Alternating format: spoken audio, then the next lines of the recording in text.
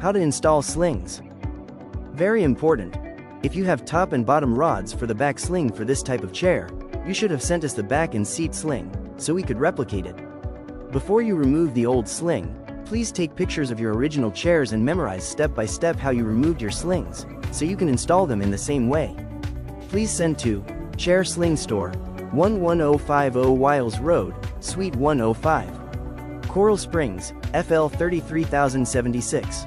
Please contact our customer service if you should have any questions. info@chairslingstore.com. Very important. If you have a welded bar, at the back or at the bottom of your chair or swivel rocker or chaise lounge, you need to clamp the frames with the pipe clamp to release the tension of sling rails, so you could insert the new sling into the channel.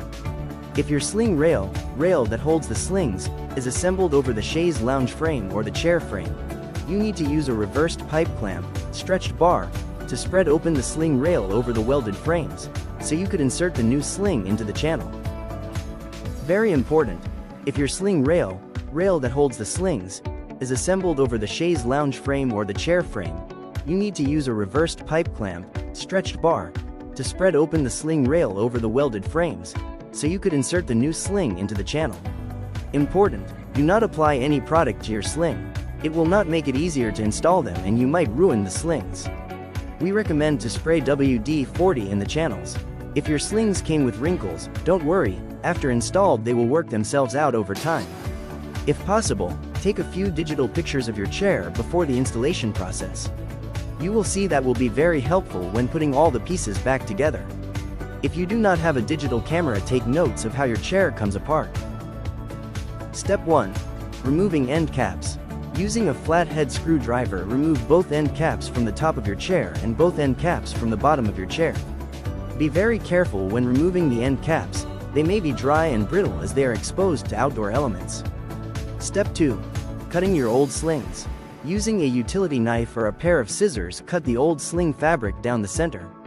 If you prefer to keep your old sling, skip this step and continue removing the sling. Step 3. Removing the slings from the rails. After a period time, the sling rod will get stuck inside the rail, and one way to loosen it up is to spray dishwashing soap or WD-40 on all the sling rails. Wait 2 minutes, then push down the sling rod using a flathead screwdriver. Do not pry open the sling rail because it will damage the frame. Step 4. Getting the sling out. Hold with one hand the frame and with the other hand, using a pair of pliers, pull both sling fabric and the rod out of the frame. Step 5. Removing the bolts. We recommend spraying all bolts with any penetrating oil, WD-40, 1 hour before removing them. Step 6. Installing the fabric sling. Slide the sling fabric on one side only into the sling rail. Make sure to keep the Chair Sling Store tag at the top of the chair. The Chair Sling Store tag is the top of the sling. Step 7. Removing bolts on one side. Using a ratchet, remove the 2 or 3 bolts that hold the sling rail in place on the same side of the chair that you just installed your sling. Step 8.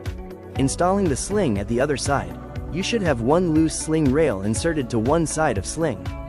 Go ahead and slide the other side of the sling fabric into the sling rail that is attached to the chair. Step 9. Releasing bolts. Release about 90% of the threads of the bolts that is holding the rail that you just inserted the slings into. You should keep about 10% of the threads so the rails will loosen up. Step 10. Installing the sling rail.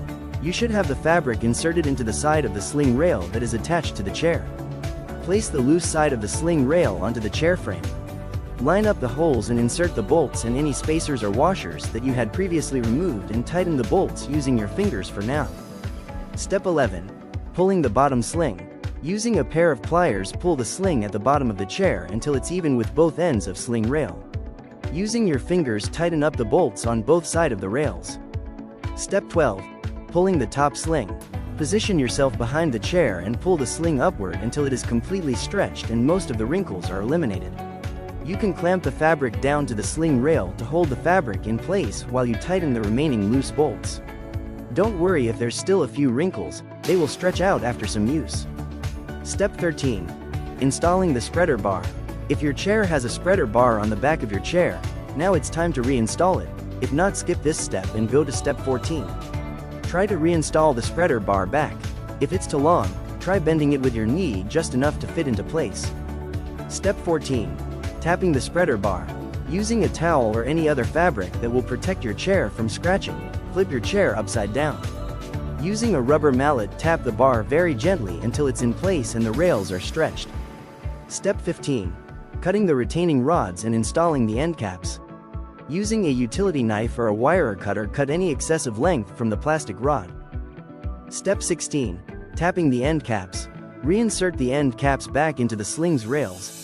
Using a rubber mallet, gently tap the end caps back into the sling's rails. Installing for these frames.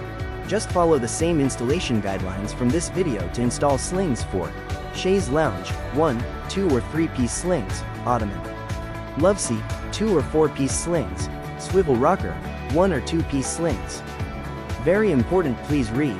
Chair Sling Store is not responsible for any damage caused to your sling frames or to sling fabric. Anyone using the information in this guideline does so at their own discretion. Enjoy your new slings. For more information, visit our website, www.chairslingstore.com.